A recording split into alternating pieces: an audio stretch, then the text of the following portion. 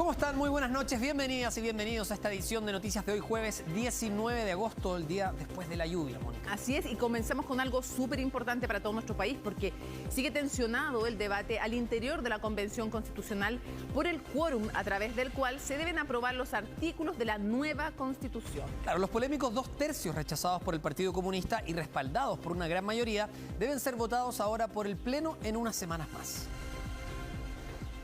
Es uno de los temas que más controversia genera al interior de la convención, que ya fue ratificado en una subcomisión y que espera en las próximas semanas ser votado por el Pleno. Sabemos que los 2/3 han sido una piedra en el zapato constante. Antes de las elecciones del 15 y 16 de mayo, todas y todos teníamos la preocupación de que alguien pudiera usar ese tercio de veto. Hoy día nadie tiene un tercio de veto. Y claro, después del rechazo en una subcomisión de reglamento de la Convención Constitucional, la idea de cambiar las reglas por las que se mandató a esta instancia pareciera diluirse, aunque no todos están de acuerdo con lo ocurrido hasta ahora. Yo creo que aprobar una norma supramayoritaria impuesta al órgano de poder más importante de Chile es un error. Finalmente nos alegramos de decisiones que no deberían ni siquiera someterse a discusión, porque es una decisión y una norma que estaba establecida en la Constitución. La subcomisión Iniciativa y Norma no solo ratificó la regla de los 2/3 para la aprobación de futuras normas constitucionales, sino que rechazó otra moción propuesta por los convencionales del PC, los plebiscitos dirimentes o intermedios, fórmula con la que se busca una alternativa al quórum. Bueno, el debate se instaló y les queremos avisar a ellas y a ellos que el debate está instalado. Y lo vamos a seguir dando en cada una de las etapas que correspondan. Lo que se hizo ayer no fue otra cosa que respetar la norma constitucional que regula este proceso constituyente y por tanto esperamos que ese sea el camino que se siga. Una aprobación que contó con votos socialistas del Frente Amplio, de Independientes No Neutrales, de la DC y de Chile Vamos, hecho que generó molestia en los detractores a los 2/3 y un nuevo desencuentro al interior del pacto Apruebo Dignidad. Llamo al Frente Amplio que ordene también a sus convencionales porque algunos votan que sí, otros que no y nosotros también necesitamos señales de que ellos se ordenen para poder empezar también a trabajar en conjunto. No, yo no vine a la Convención Constitucional a recibir de las redes sociales un certificado de cuán izquierdista o democrático es. Yo estoy acostumbrado a que desde los bots de ultraderecha me digan que soy totalitario y ahora me dicen esas cosas. Desde la Comisión de Participación Popular esperen las definiciones que saldrán de ahí sobre los plebiscitos dirimentes, mientras que las iniciativas deben ser revisadas en la Comisión de Reglamento para posteriormente ser ratificadas en el Pleno. Pero el resultado de esta votación particular en la subcomisión por los 2/3 debería replicarse en las siguientes. Ojo que hay muchos que también rechazan los 2/3, solo que saben que por las normas no pueden cambiarlos dentro de la Constitución, sino que tienen que ir al Parlamento si quieren modificarlo. Vamos a otro tema y pongan atención, porque esto es un fallo inédito cuando la justicia sí funciona además. La Corte de Apelaciones de Santiago ordenó a la Clínica Las Condes indemnizar a un paciente por no haberle informado ni más ni menos que la enfermedad que padecía sí se encontraba cubierta por el Plan de Garantías Explícitas de la Salud, el GES. Un fallo de la Corte de Apelaciones de Santiago condenó a Clínica Las Condes a una indemnización de perjuicios en favor de uno de sus pacientes por no haberle informado que la enfermedad que padecía se encontraba cubierta por el Plan de Garantías Explícitas de la Salud, GES. Se condena a los demandados a indemnizar los perjuicios que tal omisión le provocó a mi representado y que se van a determinar en una etapa posterior de cumplimiento del fallo. No se informó por ninguno de los demandados, es decir, la clínica y el doctor. La batalla legal lleva en curso 14 años. El paciente se operó en Clínica Las Condes en 2007. El procedimiento llamado tratamiento quirúrgico de hernia del núcleo pulposo lumbar es una patología cubierta en un 80% por el GES. Tanto la operación como el seguimiento, información que jamás se le entregó. Por eso pagó la totalidad de la prestación. Existe la obligación en la ley que los prestadores notifiquen a toda persona que sea diagnosticada o respecto de quien existe una sospecha que padece alguna de las enfermedades contenidas en el decreto GES, que actualmente son 85 problemas de salud. Según la Superintendencia de Salud, este año ya se registran 5 denuncias de pacientes que no han sido notificados oficialmente que su enfermedad tiene cobertura GES. El listado completo de prestaciones se puede revisar en supersalud.gov.cl. Se ingresa a la página web de la Superintendencia de Salud Ahí dentro va a aparecer un banner que contiene los principales beneficios. Dentro de eso está el GES y hay un video explicativo. Aún se desconoce el monto indemnizatorio a pagar por parte de la clínica y el doctor. Un fallo inédito que sorprende gratamente a expertos porque dicen marca un precedente para futuros pacientes. Lo interesante en este caso es que se indemniza la falta de información. El fallo lo que hace es decir, usted tiene que compensar, ¿no es cierto?, a la persona por el mayor gasto que le generó por no haberse informado adecuadamente que es. Eso sí, el proceso judicial aún no termina. Si se apela, puede llegar a la Corte Suprema. Desde Clínica Las Condes argumentan que el caso corresponde a la administración anterior del año 2007. Una de las principales preocupaciones de la actual administración es que podamos mejorar los sistemas de control para así poder acercarnos más hacia nuestros pacientes y evitar que se produzcan prácticas o situaciones que los puedan perjudicar. La defensa del paciente seguirá adelante con el proceso judicial, argumentando además negligencia del médico. Desde la Superintendencia de Salud hacen un llamado a los enfermos a denunciar. 2 personas fueron detenidas acusadas de cometer diversos robos a autos bajo una nueva modalidad. La banda, conocida como los Caminantes de Kennedy, atacaban principalmente a mujeres del sector oriente de la capital.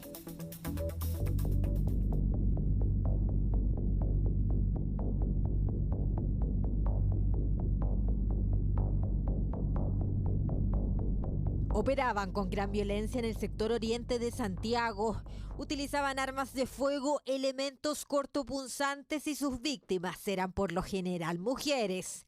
Se trata de la banda apodados los Caminantes de Kennedy, quienes utilizaban una peculiar forma para efectuar los delitos. Pero en general, en este nuevo foco Caminantes de Kennedy se mueven caminando con elementos con apariencia de arma de fuego o con elementos como un arma blanca e incluso en un caso con electroshock. La mayoría de las víctimas mujeres estacionadas, donde por la fuerza y mediante la intimidación las sacan de los vehículos.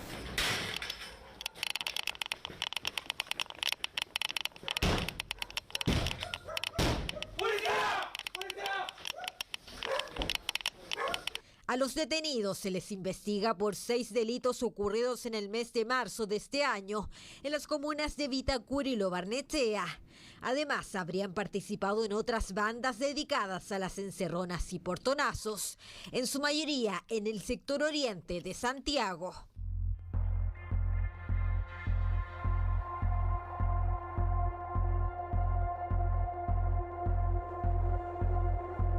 Llegan incluso en vehículos de la locomoción colectiva.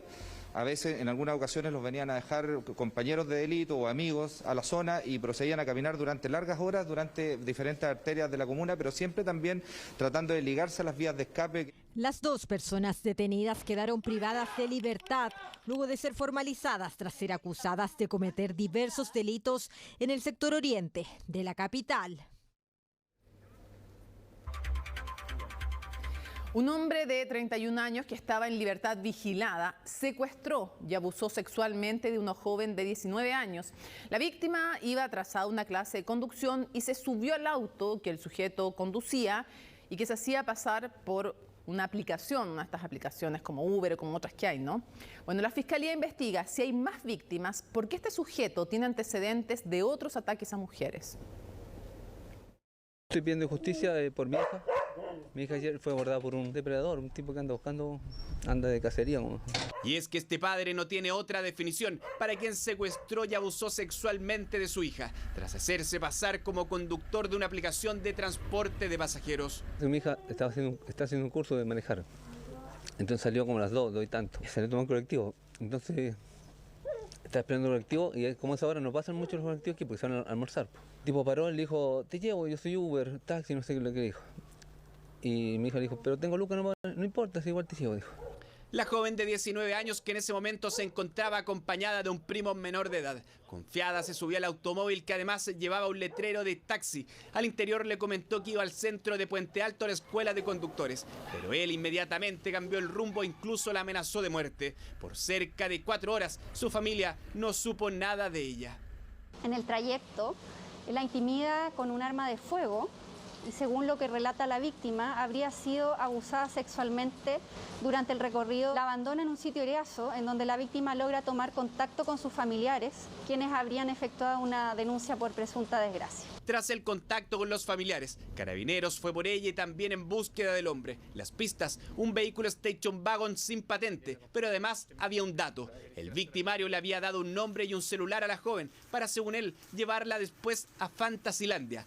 Tras las averiguaciones, incluso por redes sociales, le mostraron esta fotografía, lo reconoció de inmediato. Tipo así no puede estar en la calle. Claro, no puede andar en la calle paseándose en auto buscando víctimas, pues. Eso no puede estar pasando.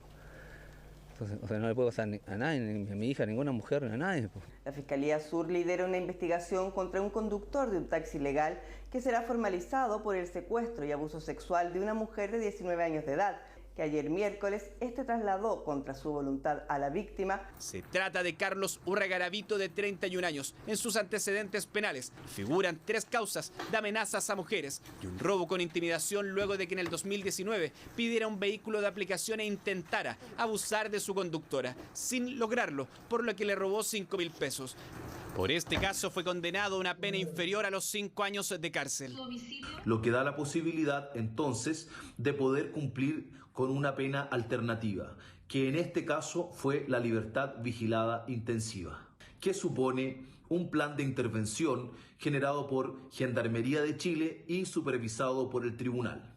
Allí la respuesta entonces es de por qué este imputado estaba libre y hoy nuevamente una familia esté pidiendo justicia y haya un vecindario conmocionado por el actuar de un falso taxista. Mi señora, mi hija, y mi hermana y mi mamá. Cuidado, hijo.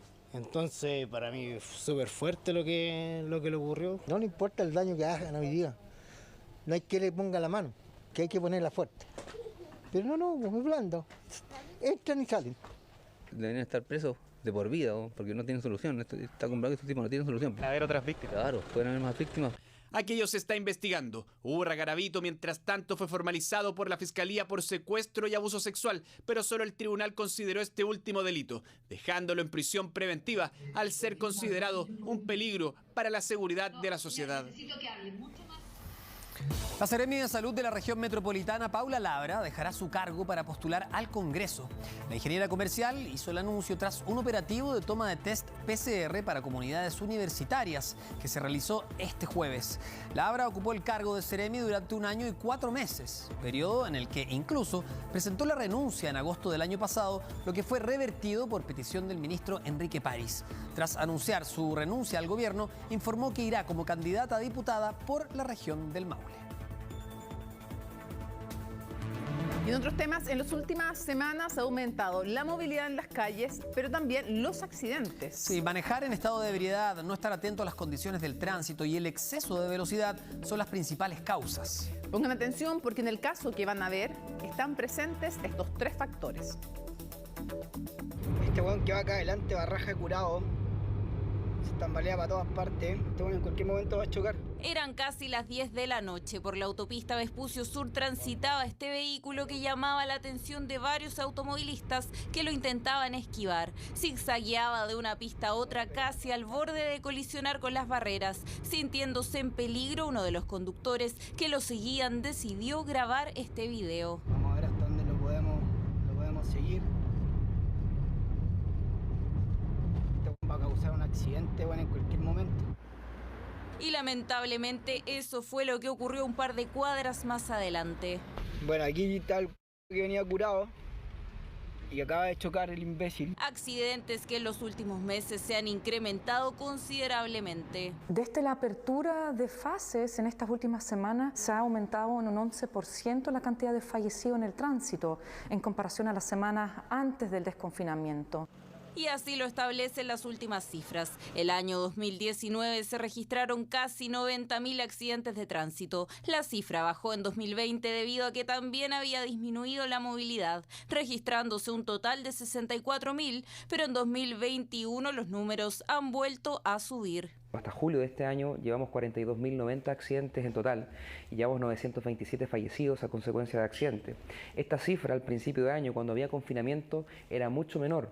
La conducción en estado de ebriedad es una de las principales causas de siniestros viales en nuestro país, hecho preocupante considerando que el consumo de alcohol puede reducir en un 30% la capacidad de responder de quienes están detrás del volante. En caso de un siniestro, entonces, con el alcohol va a ser mucho más complejo poder reaccionar a tiempo y eso se traduce en un alto riesgo para todas las personas que están en las calles. El 1 de mayo, Gonzalo Díaz salía de un servicentro cuando lo impactó un conductor en estado de ebriedad. Un total de 2,14 gramos por litro de sangre que resultaron fatales para el hombre de 67 años. El autor del accidente se bajó del vehículo y no prestó ayuda a la víctima. Hoy fue formalizado. El procurado tiene un teléfono en la mano y no llama a Carabineros. Si ese es el asunto también. Ya no llama a Carabineros. Y de ahí se va del lugar caminando. Este jueves el tribunal ordenó la prisión preventiva para el conductor que terminó con la vida de Gonzalo, además de 90 días de investigación para esclarecer los hechos. La CIAT de Carabineros investigamos el 12% de los accidentes que ocurren a nivel nacional. Estamos saliendo prácticamente a 5 accidentes diarios a nivel nacional.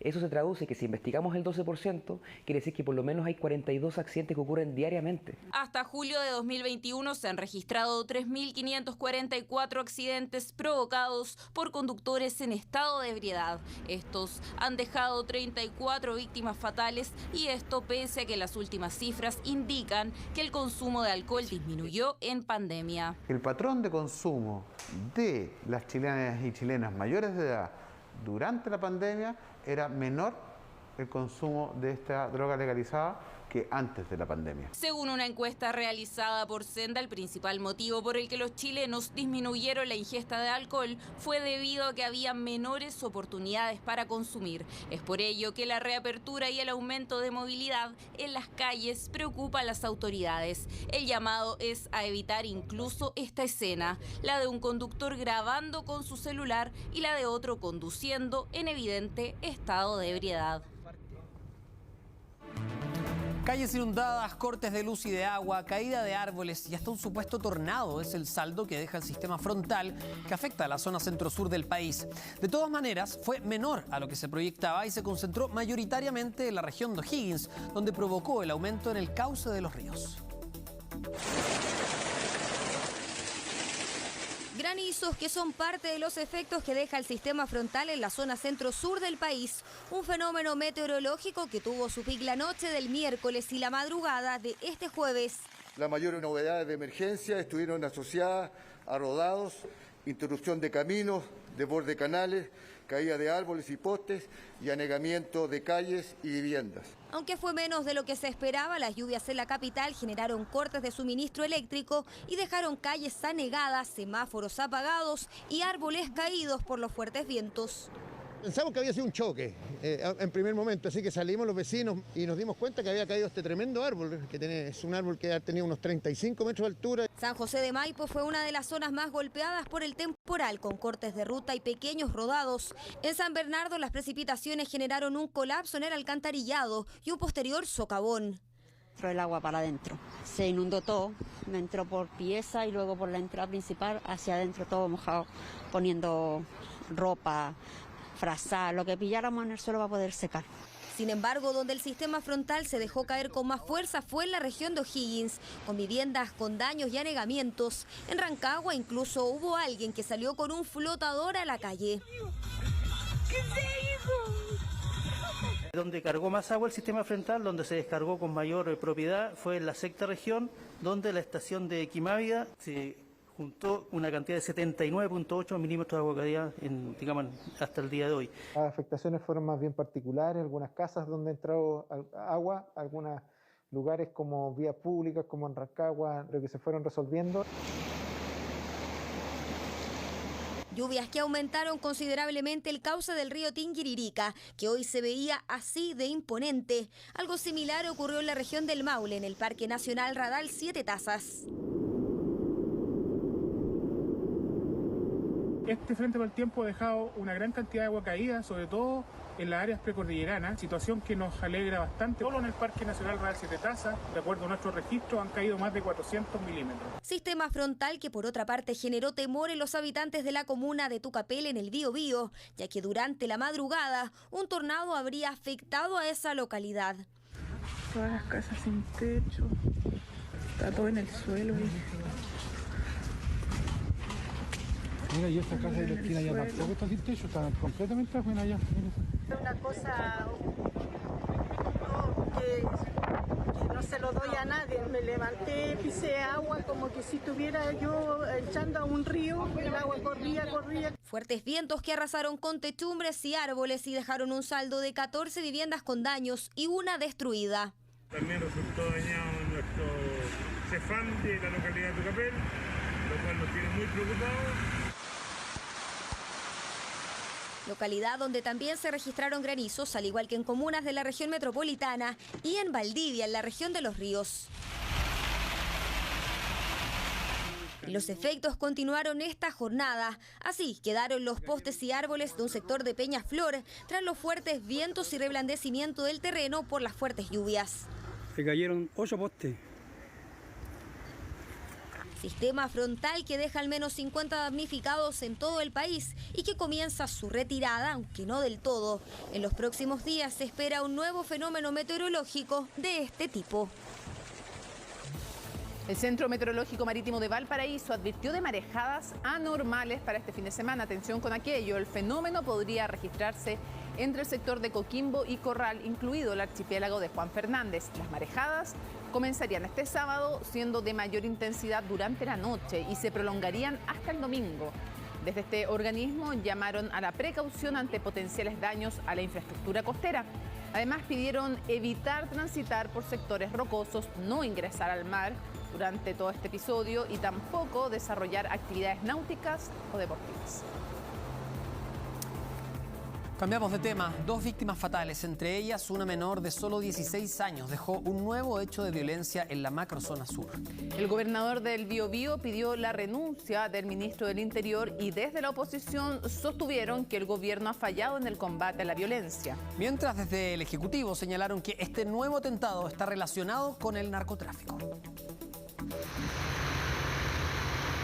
Según el relato de las 3 personas que sobrevivieron a este hecho, compartían una cabaña cuando a eso de las 4 de la madrugada un grupo de entre 8 a 10 individuos llegó al lugar en una camioneta y los obligó a salir de la vivienda. Es allí cuando una joven de 16 años intenta escapar y presuntamente a quemarropa le disparan quitándole la vida. Tras esto lo quemaron todo. Tras extinguir las llamas quedó al descubierto el cuerpo calcinado de una segunda víctima. Se trataría de una mujer de 23 años de edad. Respecto del segundo cuerpo, el sexo aún no ha sido determinado por cuanto presenta un grado de carbonización. Respecto de las identidades de ambos cuerpos, también esto será determinado a través de las pericias científicas. Los 3 jóvenes que sobrevivieron fueron trasladados a un centro asistencial de Tirúa. Las autoridades informaron que todos presentan antecedentes policiales por diversos delitos. Por los antecedentes que se manejan, este hecho estaría vinculado al narcotráfico. Esto por el modus operandi y porque hay una persona que está vinculada y que tiene antecedentes. Frente a este nuevo hecho de violencia en la zona macrosur, las críticas no se hicieron esperar e incluso el gobernador de la región del Biobío pidió la renuncia o destitución del ministro del Interior, Rodrigo Delgado. No es romántico, es asesinato de personas, calcinar vivas a personas. Es francamente desquiciado, descabellado. El Ministerio del Interior tiene una finalidad, el orden y la seguridad pública al interior del territorio. Y yo emplazo al presidente de la República para que el ministro del Interior sea destituido de su cargo y se nombre a alguna persona que haga algún trabajo que sirva para algo. Rechazamos el aprovechamiento político del gobernador. Él fue intendente de la región del Biobío y durante su gestión aumentaron los hechos de violencia. Es más, el año 2015 y 2017 murieron personas producto del terrorismo. Parlamentarios de oposición realizaron la misma petición, sin embargo, en el oficialismo reafirman que lo sucedido tendría relación con el narcotráfico. Yo creo que hemos llegado a un punto absolutamente intolerable en un país democrático. Esto se da en el marco de una escalada que el gobierno no ha logrado controlar, que la Fiscalía no ha logrado identificar. Señores del gobierno, presidente, no es otra vez, esto es constante. y va subiendo de tono. ¿Hasta dónde tenemos que llegar para soportar este narcoterrorismo que hay en la macrozona sur? Y los parlamentarios no fueron los únicos que emplazaron al gobierno. Incluso el candidato presidencial del Partido Republicano, José Antonio Kast, se refirió a lo ocurrido como una nueva derrota en el combate contra los actos de terrorismo y violencia en zonas rurales. Señor presidente, ¿cuántos chilenos más tienen que morir para que usted tenga el coraje de tomar un avión e ir a Arauco, ir a la Araucanía, a dar la cara por las víctimas del narcoterrorismo? Desde la Subsecretaría del Interior indicaron que los antecedentes que poseen relacionan el ataque incendiario con otro ataque a balazos que un hombre sufrió horas antes en la ciudad de Cañete. A las comunidades mapuches que se separen, que se distancien del narcotráfico, aquellos que llaman al diálogo, aquellos que no se atreven a votar en el Congreso por leyes que sancionan gravemente este tipo de delitos, a ellos que condenen derechamente la violencia asociada al narcotráfico. Sin embargo, es la Brigada de Homicidios la que llevará adelante la investigación en este caso para determinar lo ocurrido, mientras será el Servicio Médico Legal el que realizará la identificación de la persona que apareció calcinada al interior de una de las cabañas incendiadas durante este violento hecho en la región del Biobío. Bueno, el Banco Central advirtió a parlamentarios de las consecuencias graves que generaría un nuevo retiro de 10% de las AFP. Incluso aseguraron que de aprobarse el retiro del 100% de los fondos, se podría demorar hasta 4 años en transferir el dinero a los afiliados. A pesar de todo, parte de los parlamentarios y afiliados esperan la aprobación de este nuevo 10%. Hay que retirar la plata, toda. Ay, después pero Roberto, alguno va a quedar yo quedé pato. Sin sueldo. Sin sueldo. Claro que se va a ver complicada, pues imagínate tú, no van a tener una mensualidad. ¿Tú prefieres eso? Yo no, para nada. Son pareja y no están de acuerdo. Y en más de alguna casa debe estar pasando lo mismo. Habrá quienes apoyen la postura más radical de Roberto o la más cauta de Gladys. El cuarto retiro continúa siendo un tema de debate entre los chilenos mientras se espera para ver si se convierte este nuevo 10% en una realidad o no. Y uno que espera que no lo sea es el presidente del Banco Central. Los retiros contribuirían al alza de tasas de interés y contribuirían al aumento de la inflación y acercaría el sistema financiero a un desequilibrio de magnitud que no hemos observado en Chile en mucho tiempo. Consecuencias extremadamente graves, según el informe del ente emisor ante la Comisión de Constitución de la Cámara, donde se advirtió que un nuevo retiro implicaría un riesgo a la recuperación económica que comienza a verse en el país. Según el Banco Central, ya no tienen la capacidad como institución de amortiguar los efectos, como sí lo hicieron en los 2 primeros retiros. Un retiro del 10%, que sea visto simplemente como un paso intermedio de una seguidilla de retiros que continuará en el futuro, no es muy distinto de un retiro del 100%. Incluso se advirtió que traspasar el dinero del 100% de los fondos previsionales a los afiliados podría demorar hasta 4 años. Según la Superintendencia de Pensiones, las personas podrían retirar más de 169.000 millones de dólares. En ese caso, simplemente en el mercado en conjunto no hay capacidad de comprar los instrumentos que las AFP deberían vender para obtener ese nivel de dinero. Yo creo que no, es más para asustar a la gente. Si hay muchos circulantes, los precios se van a las nubes y genera una inflación. ¿Aún así usted está...? Sí, porque hay gente que no necesita. Se está viendo reflejado ya el tema de la tasa de interés, la inflación que también subió en las últimas estadísticas que salieron. No fue lo único. El presidente de la Comisión para el Mercado Financiero expuso que un nuevo anticipo desde las rentas vitalicias significaría un traspaso de 925 millones de dólares. Si se aprobara adelantar el 100%, el monto subiría a más de 26.000 millones de dólares, excediendo 5 veces el patrimonio de las compañías de seguros, las que no tendrían capacidad de pago de pensiones ni de seguros de vida.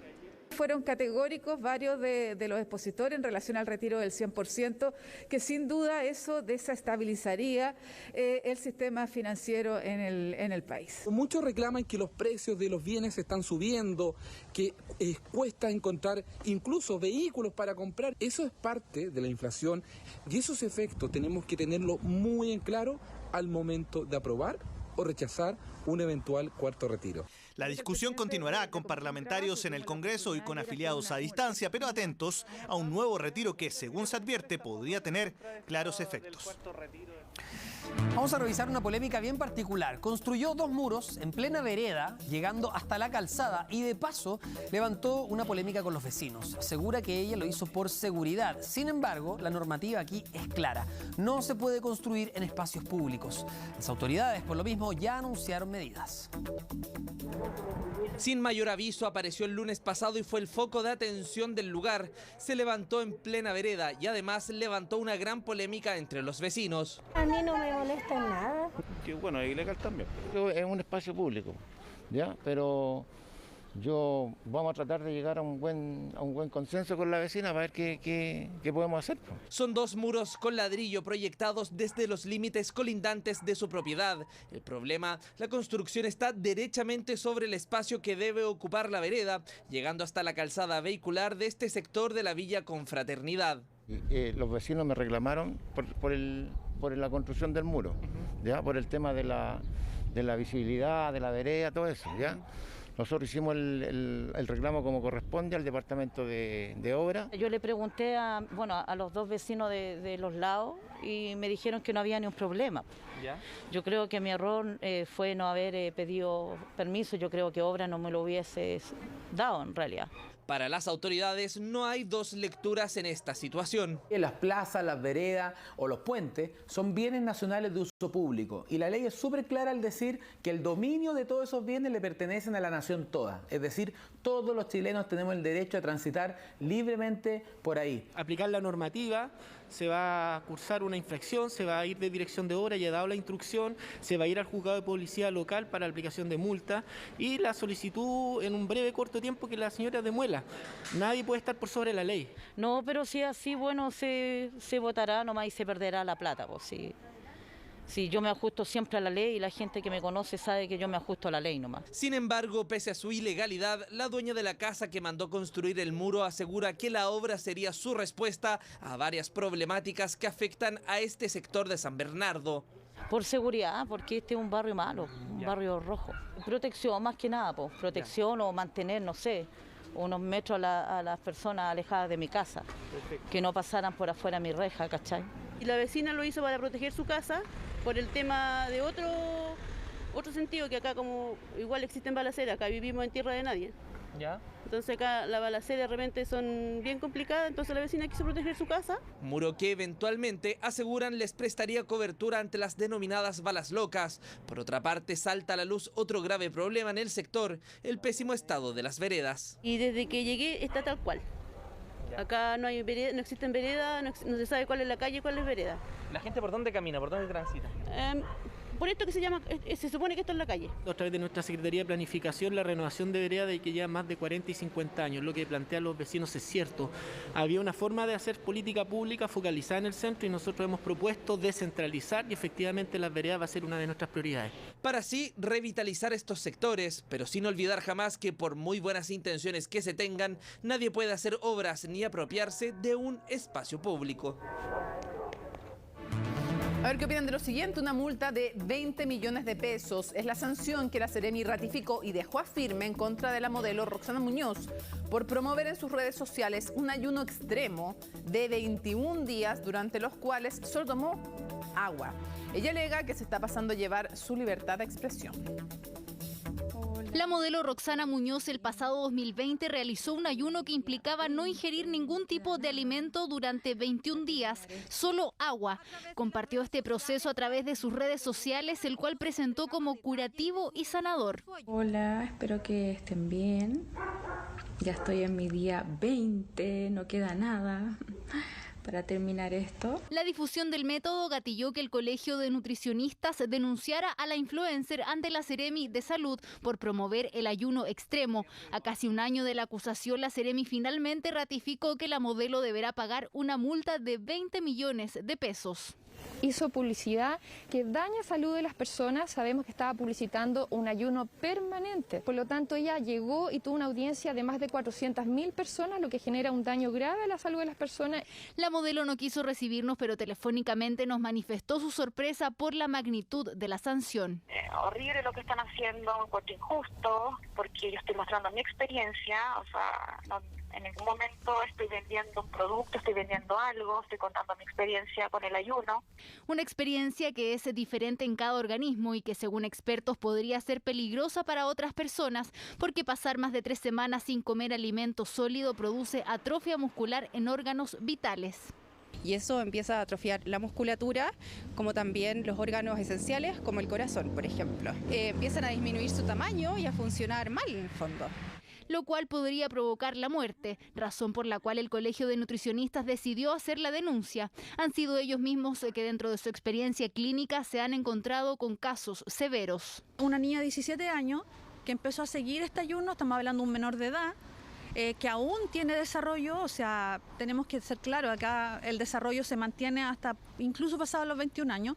Entonces, esta niña empezó a hacer síntomas de anorexia nerviosa. El Colegio de Nutricionistas ve esto como un precedente para la gran cantidad de publicaciones que rondan por internet y que podrían ser perjudiciales para la salud. Desde que se realizó la denuncia, la actividad de Roxana Muñoz en redes sociales disminuyó considerablemente. Dice que sintió coartada su libertad de expresión.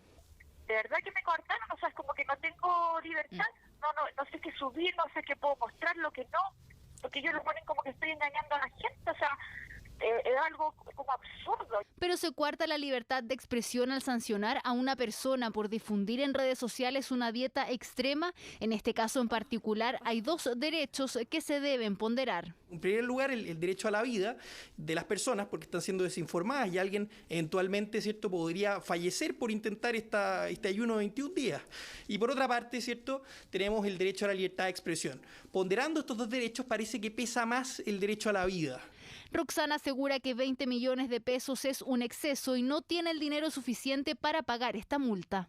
Podría ser excesivo en el sentido de que en otros casos el MinSal ha sancionado por mismos montos cuando fallece una persona. Y aquí ha sido simplemente la potencialidad de generar un daño. En ese sentido sí podría ser muy gravosa la multa. Sin duda este caso sienta un precedente e invita a tener mayor conciencia entre la delicada línea que existe entre la libertad de expresión y el daño a la salud pública. En un programa de ayuno. Por supuesto, usted no lo haga, ¿no? Vamos a cambiar completamente de tema. La actual alcaldesa de Vitacura, Camila Merino, denunció ante la Fiscalía supuestas irregularidades en programas sociales ocurridos durante la administración anterior del municipio, que era comandada por el exedil Raúl Torrealba. Ahora se han encargado diversas autoridades para establecer la veracidad de esta acusación.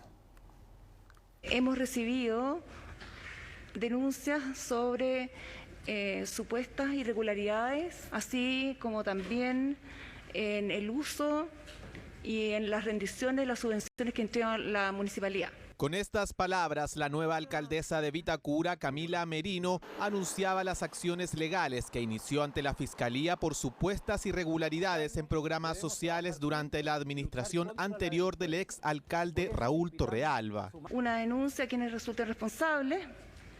Segundo, se ha pedido a la Dirección de Control que haga una auditoría a todas las subvenciones de los últimos 4 años, a todas las organizaciones funcionales que administra estos programas. La denuncia apuntaría a presuntos delitos como malversación de caudales públicos, falsificación de instrumento privado, fraude y exacciones ilegales. Esto en distintos programas dependientes del municipio como Vita Deportes, Vita Salud, Vita Emprende, Vita Paz y el Consejo Local de Deportes, a los que se les pedirá una auditoría exhaustiva. Me parece sumamente importante que esto se investigue. Apenas se tuvo conocimiento, según entiendo, se pusieron los antecedentes a disposición. Espero que salga a la luz todo lo que tenga que salir a la luz y que implique un cambio cultural a nivel administrativo. Me parece también, por lo menos apresurado, hablar de irregularidades. Yo creo en la institucionalidad y, por lo tanto, en la presunción de inocencia. Esperemos, tengamos calma y veremos qué resuelven los tribunales. Las sospechas se originaron luego de que en el municipio detectaran posibles irregularidades en firmas de documentos por parte del ex representante de Vita Salud, Vita Deportes y el Consejo Local de Deportes, Domingo Prieto, a quien le habrían falsificado su rúbrica. Quisimos conocer su versión de los hechos, pero no estuvo disponible. Efectivamente está en cama, no se siente mal, es decir, se siente mal, así que me dice que en realidad no puede responderles nada porque está en cama. También intentamos contactar al exalcalde Raúl Torrealba para explicar el tipo de financiamiento para estos programas, pero no respondió a nuestros llamados. Las auditorías se transforman en un elemento clave en este paso de la investigación. Esos antecedentes que se recaben en una auditoría externa nos van a servir precisamente para imputar otros delitos. Es importante saber cuál persona o cuál grupo de personas se encuentra involucrado en estos hechos, porque aún podríamos tener personas involucradas trabajando dentro de la municipalidad y eventualmente ocultando evidencia o destruyendo evidencia que sea importante para determinar si es que efectivamente existen delitos. Un caso que recién comienza, donde se busca establecer la existencia o no de eventuales delitos, investigación que también podría servir para mejorar a futuro los estándares dentro de este tipo de entidades públicas. Vamos a cambiar de tema. Tras las precipitaciones de ayer, vamos a ver cómo queda el panorama hasta este minuto con las últimas lluvias en la zona central. Bueno, porque de hecho el agua caída a la fecha, como ustedes ven, durante el presente año es de 95,4 milímetros. Así es, en un año normal, que lo vamos a revisar a la fecha, debiéramos llevar 273,1 milímetros. O sea, esto quiere decir que hay un déficit de agua lluvia de 65%, que es lo que vamos a revisar en la siguiente nota. Subió algunos caudales y anegó puentes y calles. Después de 7 meses, así se vivió la primera gran lluvia de este invierno para la región metropolitana. 6 horas de intensas precipitaciones no lograron contrarrestar de manera significativa la mega sequía que golpea la zona central. Sumamos 95 milímetros al momento. Estábamos hasta el día de ayer con un 70% de déficit de agua acá en la zona centro y hoy día alcanzamos un 65%. Un 5%, ese fue el impacto total de la esperada lluvia dentro del gran déficit que nos apremia. Se esperaban entre 25 y 75 milímetros y mucho de eso cayó en zonas cordilleranas. La estación de Quinta Normal no reflejó la precipitación que se esperaba. Sí, mucha de la zona cordillerana tuvo la precipitación esperada y por lo tanto hay una acumulación de nieve significativa. Estamos viendo una acumulación del orden de 50 centímetros de nieve nueva en las últimas 24 horas. Resultados positivos para la nieve y los glaciares, considerando la importante falta de esta en la cordillera, la que a fines de junio estaba muy por debajo de los índices normales. Expertos advierten que aún no es posible calcular su impacto en la disponibilidad de agua en primavera, pero es de esperar que aumente los caudales. Logre consolidarse, ¿cierto? Densificarse, tomar suficiente frío para resistir por más tiempo. Eso frente a un recurso cada vez más escaso en gran parte del país. Lo que sí nos dejó claro esta lluvia es cómo se comportarán los eventos climáticos dentro de los próximos años. Es algo que se espera de cambio climático, es que los eventos de precipitación sean más intensos y más cortos. De hecho, este miércoles fue el tercer día más lluvioso en lo que va de este año en la zona central. Especialistas aseguran que el cambio climático podría modificar permanentemente nuestro régimen hidrológico. Falta de agua en algunas zonas, pero también exceso en otras. Esos aumentos de temperatura traen también como consecuencia aumentos en la intensidad de la precipitación. Y esos aumentos de la intensidad de la precipitación terminan por generar aluviones. El cultivo de frutas y verduras podría tener una buena cosecha tras este sistema frontal, pero atención porque el cielo nublado y el agua no se retirarán por ahora. Otro frente llegará durante la tarde del sábado. Y para los eventos que siguen también la próxima semana, que si bien es cierto son débiles, van a ser más bien cordilleranos, nos va a permitir seguir acumulando nieve en la cordillera. A 33 días que culmine el invierno, estas precipitaciones son fundamentales para hacer frente a los estragos provocados por los preocupantes déficits que se mantienen en gran parte del país. Más de 300 locales de votación en todo el país y al menos 2 vocales por mesa. Es lo que tiene preparada Unidad Constituyente para la consulta ciudadana de este sábado. El resultado del proceso definirá, recordemos, al candidato del bloque entre Carlos Maldonado, Paula Narváez y Yasna Proboste. Se transformó en un clásico de su campaña. De hecho, sus asesores reconocen varios kilos de más después de tanta sopaipilla. Todas las que sean necesarias, dicen, para que aumente la votación este sábado 21, donde Paula Narváez compite con Yasna Proboste y Carlos Maldonado, y donde probablemente más de un tecito sea necesario para recomponer la alianza detrás de quien gane. Bueno, obviamente está comprobado que la fragmentación de la centroizquierda nunca ha contribuido a ganar elecciones, por lo tanto es bastante claro lo que eso significa. Eso porque en la etapa final de la campaña las candidaturas de Narváez y Proboste se han enfrentado casi a diario sobre el rol de cada una a lo largo de la campaña presidencial. Pasó también esa noche del día 19 de mayo en que algunos corrieron a otras primarias, después cuando les cerraron las puertas volvieron. Nosotros esperamos en que no exista duda en que la centroizquierda le hace bien al país. No podemos dedicarnos a las polémicas que son además absolutamente armadas innecesariamente.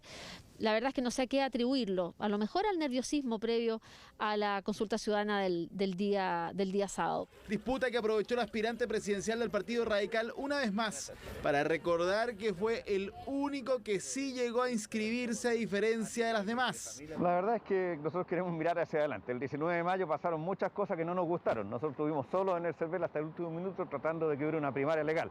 Respondemos por nuestra conducta. Estuvimos donde teníamos que estar, el día que teníamos que estar, a la hora que teníamos que estar. Lo demás, la verdad es que yo creo que es mejor ahora mirar hacia adelante. Al no ser una campaña legal, los candidatos pueden hacer campaña hasta el último minuto, explicando que para conocer dónde votar se debe saber previamente la circunscripción electoral en cervel.cl. Con ella, en consultaciudadana2021.cl se puede averiguar el local de votación. Haciendo este esfuerzo de difundir, de informar, de motivar, de movilizar muchas conciencias y corazones para que este sábado, 21 de agosto, nos puedan acompañar. La consulta ciudadana entre Narváez, Proboste y Maldonado se define este sábado 21 de agosto entre las 9 y las 18 horas. Y un tema completamente distinto, malos olores, ruidos y pájaros volando sus casas. Es la realidad de comunidades que viven junto a un relleno sanitario en las cercanías de Concepción hace más de 20 años. Y temen, entre otras cosas, la contaminación de las aguas subterráneas. Pero hoy la empresa a cargo del proyecto busca ampliarse aún más, generando mayor oposición de los vecinos. ¿Cómo es vivir junto a un vertedero? En el reportaje del periodista Julio Sánchez.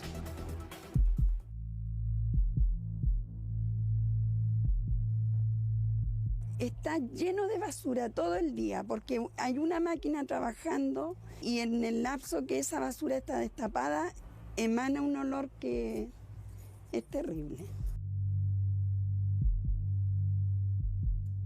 Salgo de la puerta de mi casa y veo esto. Mis hijos ven esto y me angustia, como mamá me angustia. Los olores aquí es algo que vivimos cotidianamente. En el verano es mucho más fuerte. El vertedero está al frente para acá. Cuando vacían cosas de cosas hediondas, fétidas, llega todo el olor acá. Yo tengo que cerrar las ventanas porque se me pasa adentro olor a pescado, a caca, no sé qué es lo que es.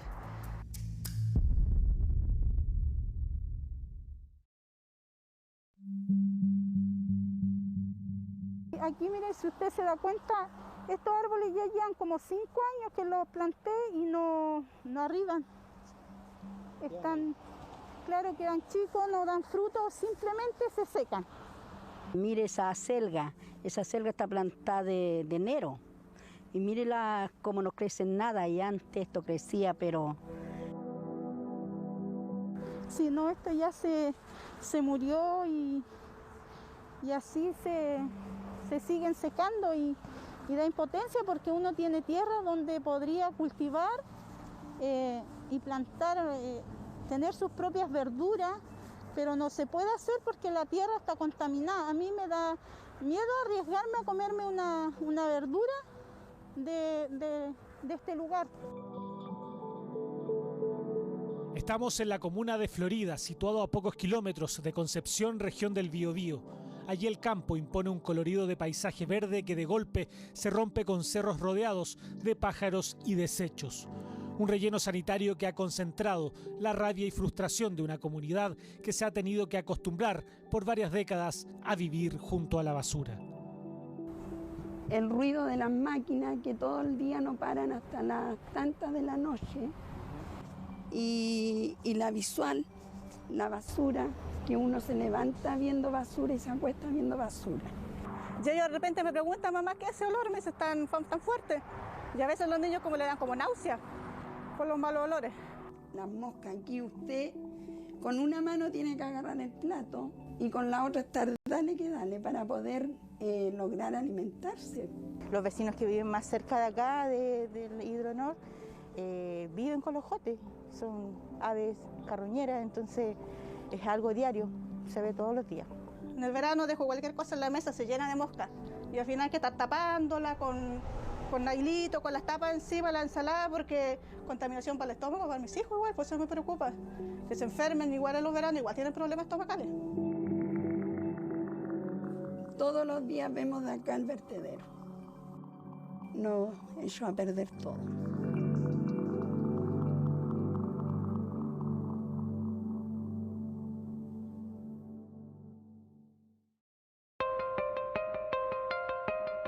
Fue en el año 2001 que, atendiendo las necesidades de hacerse cargo de los residuos producidos principalmente por el Gran Concepción, la empresa Hidronor se instaló en este lugar.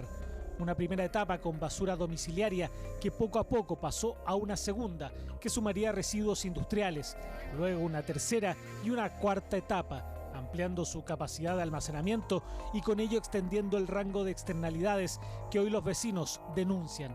Conviven diariamente con los malos olores, moscas, pájaros y una tierra de la que desconfían.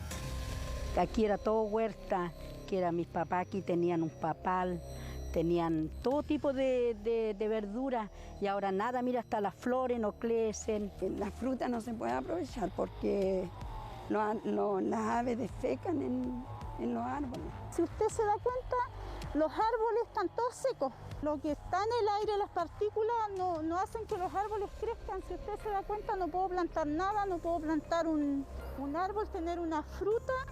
Entonces esos pájaros pasan ensuciando las aguas, los pastos para los animales, todo se está contaminando. El agua a nosotros nos da desconfianza muchas veces por el tema del vertedero, por la contaminación y todo. Han ocurrido muchos eventos ahí, como los denominan ellos, que tienen que ver con que se ha vertido aguas negras a los esteros Las Pullas, al estero Curapaligüe, en más de alguna oportunidad. Y obviamente eso va a ensuciar las napas subterráneas, en donde aguas abajo mucha gente obtiene agua ya sea de una puntera o de un pozo profundo. Efectivamente, se han registrado episodios de emergencias de contaminación a esteros, además del miedo constante que las aguas subterráneas puedan estar contaminadas. Incluso problemas de salud han reportado algunos de quienes viven junto a este relleno. Yo no puedo estar afuera porque empiezo con una picazón en la garganta, en las narices, que es insoportable, así que tengo que adentrarme.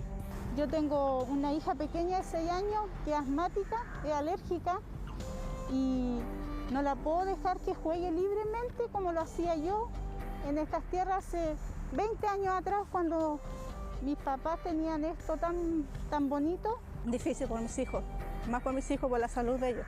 Me preocupa mucho porque ellos son alérgicos y están a punto de pasar asmáticos ya.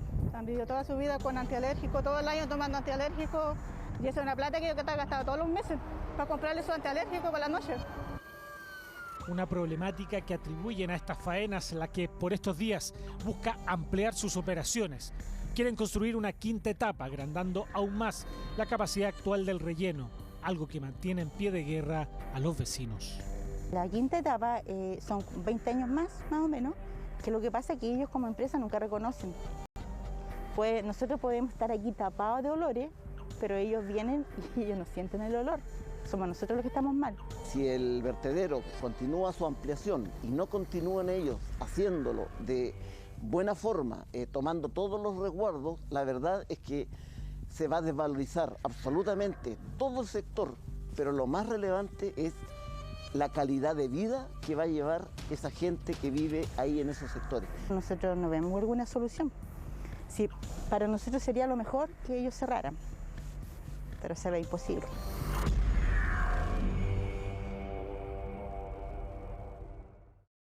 Y es que todos nosotros generamos permanentemente una cantidad de residuos en nuestros hogares y que tiene que ser dispuesto en un lugar que cumpla ciertas condiciones.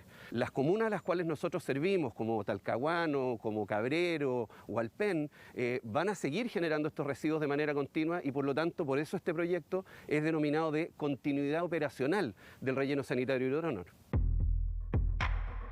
Hidronor dice estar consciente de las emergencias que han tenido respecto a una potencial contaminación en un estero aledaño por situaciones puntuales. Aseguran que han tomado las medidas y nos abrieron las puertas de la planta para conocer el funcionamiento diario de lo que acá realizan. Hay un aprendizaje permanente de medidas distintas, por ejemplo, lo que dice relación con la molestia de los pájaros. Hoy día utilizamos tecnología de rayos láser para alejarlo, o utilizamos aditivos químicos para efectos de detener la emanación de determinados olores. Evidentemente nosotros no tenemos posibilidades si no es a través de controles autorizados por la autoridad para el manejo de vectores. Nosotros no podemos atacar a las aves porque se entiende que son limpiadoras. Nosotros creemos que hemos disminuido dramáticamente el volumen de aves, pero evidentemente en un relleno sanitario, si usted revisa cualquier página web del mundo, en un relleno sanitario va a ver siempre que hay aves. Creemos que hemos hecho un trabajo responsable en la minimización de este vector. Y estamos ciertos de que creemos que somos un relleno sanitario que cumple con toda la normativa, somos fiscalizados en forma permanente por las autoridades. Y si bien es cierto, han habido incidentes, han sido incidentes menores y han sido controlados como corresponde en el tiempo mínimo. Esta quinta etapa que quiere realizar la empresa aún espera su aprobación por la autoridad. Al interior de la planta muestran el trabajo que logran realizar de los líquidos percolados de la basura que aquí llega y cómo la transforman. Esta es la calidad del lixiviado que ingresa a la planta. Y este es el resultado después que pasa por la planta de osmosis inversa.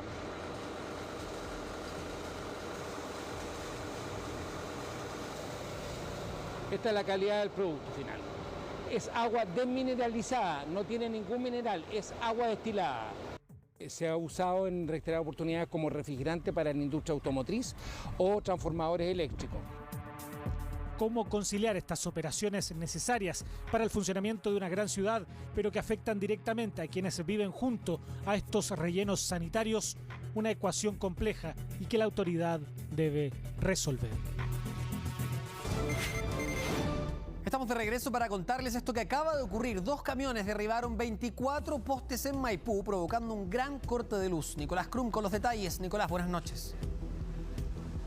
Sí, ¿qué tal, Humberto? Buenas noches. Te mostramos de inmediato imagen en vivo de lo que está ocurriendo en este momento en Camino a Lonquén, a la altura con Camino El Sombrero, porque a eso de las 8:30 de la noche, cuando un camión que estaba virando por Camino Lonquén hacia Camino El Sombrero pasó a llevar el tendido eléctrico y esto derivó en que los cables bajaran a la altura normal en la que están y producto de eso, otro camión que venía saliendo desde Camino El Sombrero hacia Camino Lonquén pasó a llevar los cables también y esto derivó en que se hayan caído 24 postes del alumbrado público aquí en este sector de la comuna de Maipú, lo que ha generado, por supuesto, el despliegue importante, tanto de personal de Enel, que es la empresa que distribuye el sistema de alumbrado público en este lugar, y también, por supuesto, bomberos, para poder controlar la situación que de momento estaría controlada. Hasta el momento está también, por supuesto, personal de Carabineros entrevistándose con los conductores de ambos camiones. ¿Y esto por qué? Ambos señalan que el tendido eléctrico ya estaba a un bajo nivel durante la tarde, puesto que el camión que inicialmente pasó a llevar los cables es un camión 3/4 de una altura menor. Es este camión el que finalmente hace que los cables desciendan más aún, y finalmente este camión que ustedes ven en pantalla, que es evidentemente de un mayor tamaño, es el que finalmente arrastra los cables y produce entonces que se caigan estos 24 postes, generando por supuesto un corte de luz en todo este sector y que al menos lo que se ha reportado de momento incluso estaría afectando a clientes que están ya en el sector cercano a lo que es Calera de Tango. Aquí principalmente en el Camino a Lonquén entre Maipú y Melipilla es donde se está situando esta emergencia. Personal de bomberos también ya está en el lugar para poder descartar si es que se da alguna situación de alguna mayor envergadura, pero como ustedes pueden ver, literalmente los cables quedaron entre medio del camión y esto por supuesto generó que se cortara la luz en este lugar y que se produjera por supuesto todo este despliegue importante para poder llevar a cabo el tratamiento de esta emergencia. De momento, Nicolás, como nosotros les decíamos, Carabineros está hasta ahora conversando con los conductores conductores de ambos camiones para entender la dinámica de cómo se dio este accidente. Sí, es que las imágenes son sorprendentes al ver los cables, pero también los postes. Me imagino que eso reviste también peligrosidad para los vecinos del sector. ¿No hay personas lesionadas? No, de momento lo que nosotros hemos podido conversar, que también nos entrevistamos con los conductores, no hubo personas lesionadas. Ambos dos, por supuesto, se asustaron porque producto del movimiento de los cables y la posterior caída de los postes, esto también conllevó en que sucedieran diferentes chispazos y eso también, por supuesto, los alarmó a ellos. Pero mucha gente del sector, las mismas personas que viven en los alrededores, se acercaron para poder constatar la situación y ellos mismos fueron los que le manifestaron a los conductores que los cables ya estaban a una baja altura y por el momento nosotros también lo que hemos visto, no hay personas lesionadas hasta ahora, Humberto. Y otras cosas, tampoco se sabe cuándo se va a restablecer la electricidad en ese sector, ¿no? Probablemente van a estar trabajando gran parte de la noche. Sí, efectivamente. De hecho, en imágenes ustedes ven ya personal de la empresa de distribución de electricidad trabajando en el lugar para poder, de alguna manera, restablecer, creemos nosotros, el suministro, pero también para ver si es que hay alguna emergencia de mayor magnitud. Por el momento tampoco, por supuesto, hay claridad de en cuánto rato más se pueda restablecer el servicio de energía eléctrica. Sí, el camino no está cortado, hay tránsito normal, pero por supuesto esto está monitoreándose por lo mismo, porque como esta emergencia está en pleno desarrollo, están teniendo ojo, por supuesto, con el trabajo en el sector, pero también con los vehículos que van aquí transitando camino a Lonquén. Vamos a estar muy atentos a esta noticia. Muchas gracias, Nicolás. Buenas noches.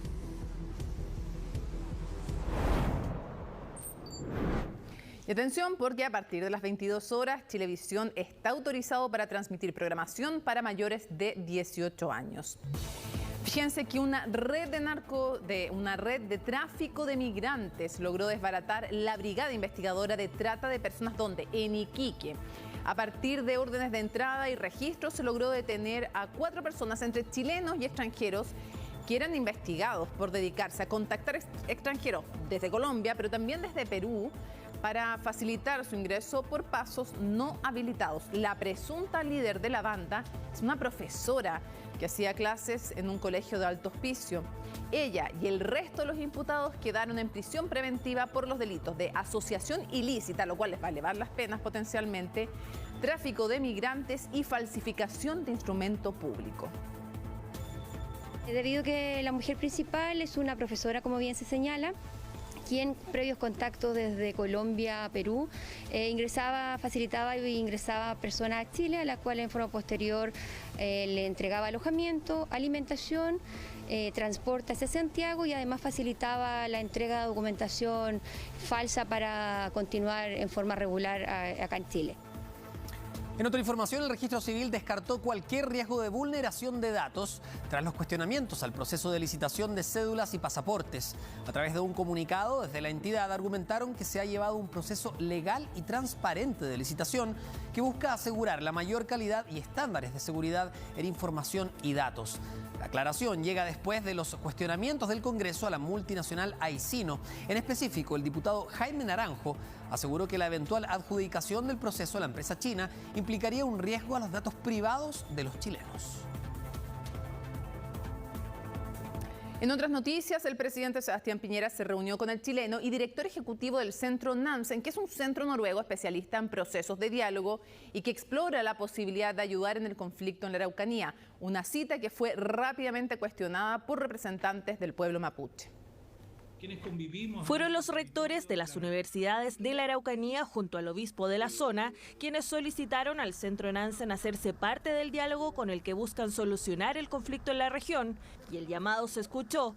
Durante la mañana de este jueves, el presidente Sebastián Piñera se reunió en La Moneda con el director del centro en Chile, Alfredo Zamudio, en una reunión protocolar para abordar la situación. Un proceso de diálogo es precisamente un proceso.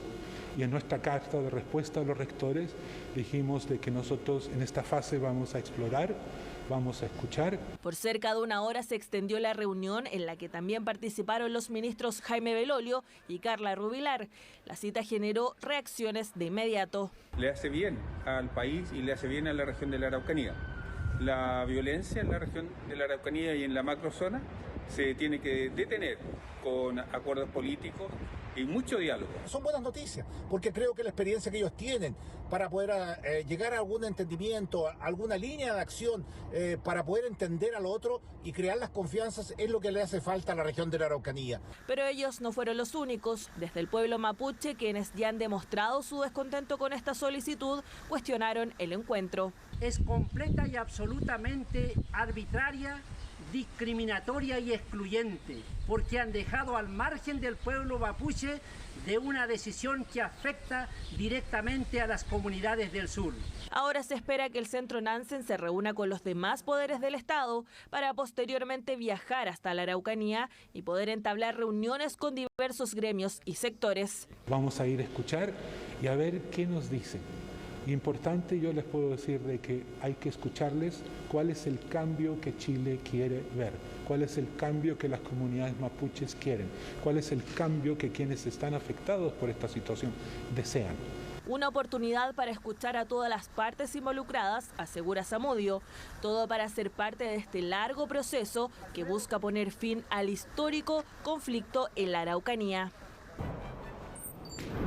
Agradecemos a Aldo, vamos con un tema súper grave, denuncias de violaciones, abuso sexual y violencia psicológica.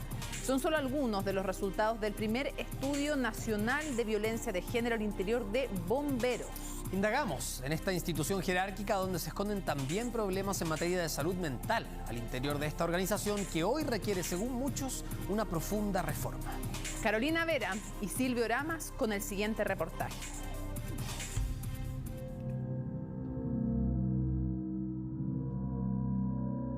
Yo estaba en mi oficina y subió el comandante y fue donde él me empujó contra la pared y empezó a tocar mis partes íntimas.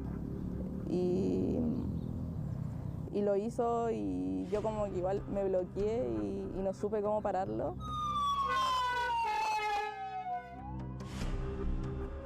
El relato de Daniela es ejemplo de una realidad que hoy se vive en bomberos. Así lo reveló un estudio nacional sobre violencia de género, el primero de este tipo, en la que es la institución más confiable de Chile.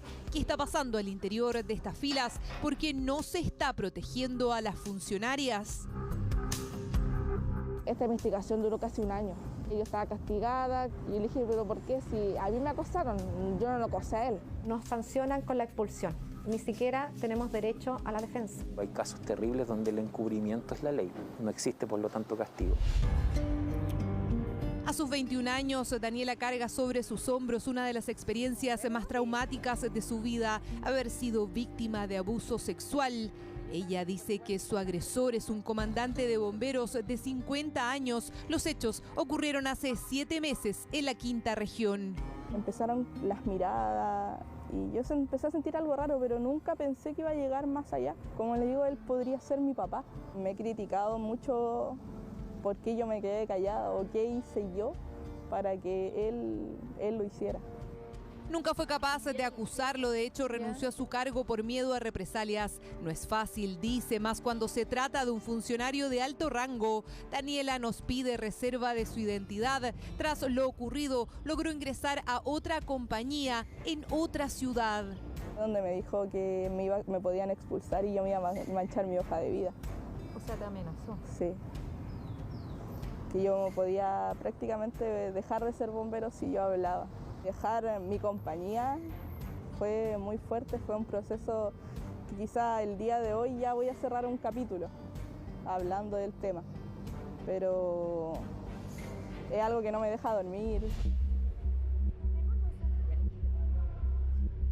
Un estudio reciente de la Fundación Yo Te Creo reveló tras entrevistar a 392 bomberas del país que el 46% ha sido víctima de delitos sexuales. De ellas, 13 mujeres denuncian haber sido violadas por un compañero de la institución. Con el pasar del tiempo hubieron agresiones de por medio, abuso sexual de poder e inclusive una violación. En mi compañía, que en realidad era el primer conducto regular, se me dijo de que él era así, que yo sabía en lo que me estaba metiendo y que no había nada que hacer, que el hilo se cortaba por lo más delgado. Gabriela hoy da la cara. Desde Antofagasta busca justicia por lo que dice sucedió en 2015. Al no recibir ayuda de bomberos recurrió a la fiscalía, pero su caso se cerró. Junto a sus abogados buscan reabrir el caso que hoy la tiene fuera de la institución. La persona en cuestión sigue siendo voluntario del Cuerpo de Bomberos, taparon todo con tierra como lo hacen siempre, no afrontaron la situación de la manera correcta y al final estoy en tratamiento psicológico. Nosotros tenemos recursos de protección, alrededor de 15 recursos de protección. La mayoría de estos recursos es por no tener un debido proceso.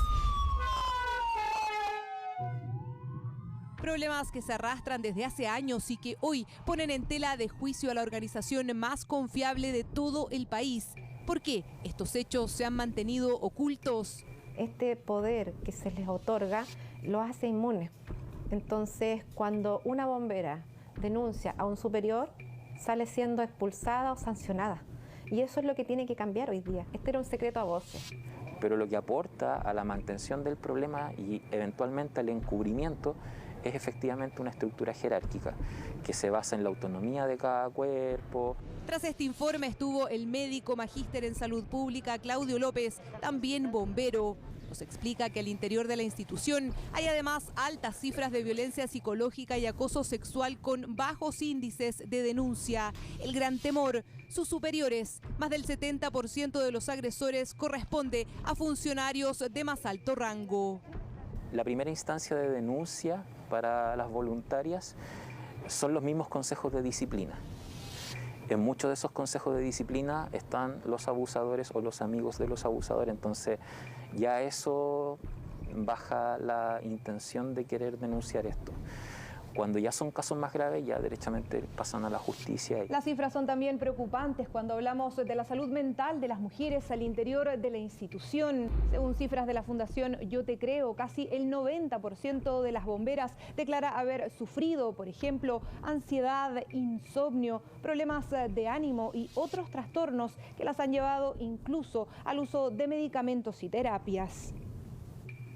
Yo estuve en depresión. Y gracias a mi pareja yo salí de eso. ¿Cuánto tiempo estuviste en tratamiento? Casi un año. Fernanda se reincorporó hace poco a su compañía de bomberos en La Ligua. Estuvo más de un año apartada de sus funciones tras denunciar a un compañero por hostigamiento y acoso en su lugar de trabajo y redes sociales.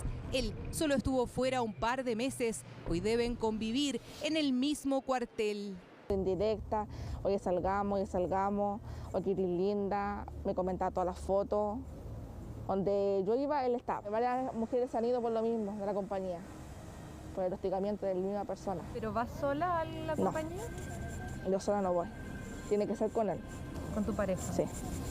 Tras presentar este oficio el año pasado, Fernanda fue sometida a un proceso disciplinario. 1 de cada 3 bomberas vive la misma situación. Para ellas esto significa no poder seguir sus capacitaciones, atrasarse en su carrera. De las 392 encuestadas, ¿ya? El 85% refiere efectivamente tener síntomas de salud mental. Cercano al 10% son síntomas graves como ideación suicida. Traté de bajarle el perfil a esto, ¿ya? Lo conversé también con el capitán, ¿ya? Y pensé que se había solucionado. Este audio es parte de una reunión de la segunda compañía de La Ligua donde se analizó el caso de Fernanda. El oficio presentado por la víctima fue leído en el cuartel delante de ella y una veintena de compañeros, incluido el denunciado. Así quedó expuesta y bajo el escrutinio de todos, una prueba más de la ausencia de apoyo a estas bomberas. Está bien que la niña hace su acusación, todo, pero veamos que lo que dice el capitán. Sí, no, si soy culpable de algo, lo tendría que asumir, me tendría que hacer responsable. Lo que pasa, capitán, es que hay que mirar por la institución cómo va a quedar la compañía. No hay nada que los regule. No existe hoy día nada que obligue a los cuerpos de bomberos a que nos protejan. Y por eso yo hablo de la voluntad, de un trabajo que puede ser colaborativo con respecto a los departamentos de equidad de género de cada uno de los cuerpos de bomberos. Hola, Llegamos hasta la segunda compañía de la Ligua en busca de respuestas. En el lugar solo había personal de la primera compañía. Su director nos recomendó pedir entrevista con el superintendente de la zona y así lo hicimos. ¿Y hay alguien de la segunda compañía? En este momento acá no hay nadie. Claro. Entonces ver si podíamos conversar a lo mejor con el superintendente o alguien que esté a cargo de la segunda compañía para ver qué le parece. Déjele los datos a la señorita, la periodista, y después de haber tenido la reunión, ¿cierto?, con el directorio, los podemos contactar con ella. Pero nunca nos llamaron. Los resultados de la encuesta es un tema que preocupa a los bomberos. Su gran labor es innegable, al igual que el prestigio adquirido. Por eso, entre sus filas, esperan que se generen los cambios necesarios. Cada compañía internamente nosotros dimos un reglamento que está bajo el reglamento y el estatuto del Cuerpo de Bomberos. ¿Y hay algo en específico que tenga que ver con el trato hacia las mujeres? Nada, o con... nada, no hay nada en este momento ni en el estatuto. Nada en relación a género. Claro, nada en relación a género. No corresponde que exista este tipo de situaciones dentro de la institución. Aparte que no echa a perder el prestigio.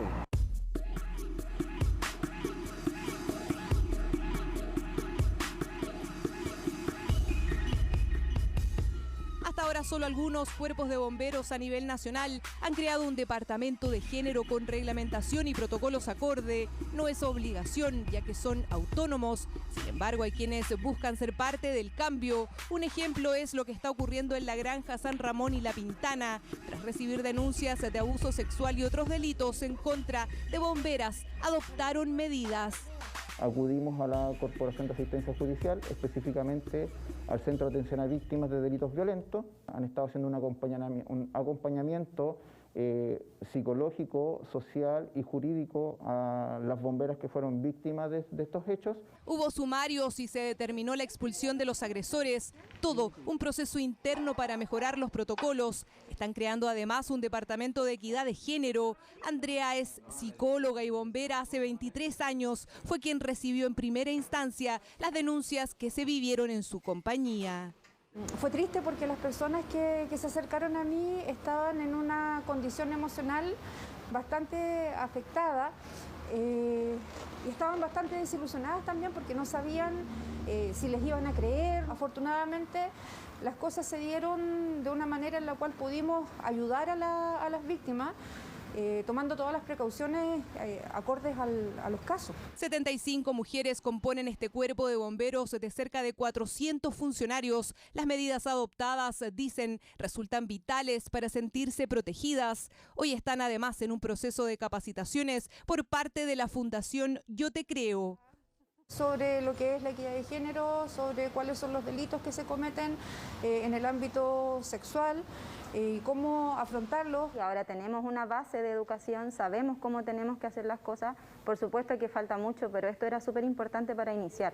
Era desconocido para nosotros, pero en la actualidad ya lo estamos familiarizando bastante y sabemos que nos van a dar buenos resultados. La situación actual en bomberos motivó la presentación de un proyecto de ley que busca reformar la denominada Ley Marco y hacer frente a la violencia de género, exigiendo, entre otras cosas, que todos los cuerpos cuenten con un protocolo de acoso sexual. Iniciativa que es vista con reticencia desde la institución, desde donde señalan a través de un comunicado que el proyecto introduce disposiciones que contienen alcances que resultan contrarios a su autonomía. Solicitamos una entrevista con el presidente de la Junta Nacional de Bomberos para abordar esta problemática, pero no accedieron. Si bien es un ente que nos coordina a nosotros, yo creo que puede hacer mucho más, ¿no es cierto?, para aportar en este tipo de situaciones y no quedarse solamente en la coordinación.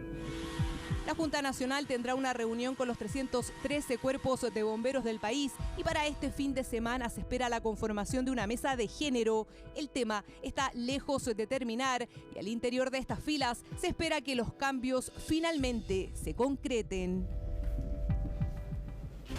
Lo hablábamos, lamentablemente, que permea este tipo de abusos en distintas instituciones del país, pero es bueno también que salgan a la luz. Fin a la violencia machista. Terminan las noticias, pero los invitamos a seguir en Chilevisión con un nuevo capítulo del Discípulo del Chef, Famosos a la Cocina. Uy, ya vamos a estar ahí. No por lo de famosos, sino por de jurados nosotros. 3 equipos liderados por los 3 mejores chefs de Chile y un grupo de famosos que lucharán por convertirse en el mejor aprendiz. ¿Quién va a ser el eliminado o la eliminada de hoy? Ya lo veremos. Y en CNN Chile, aquí se debate con Daniel Matamala. Que descansen, gracias por informarse con nosotros. Buenas noches. Chao.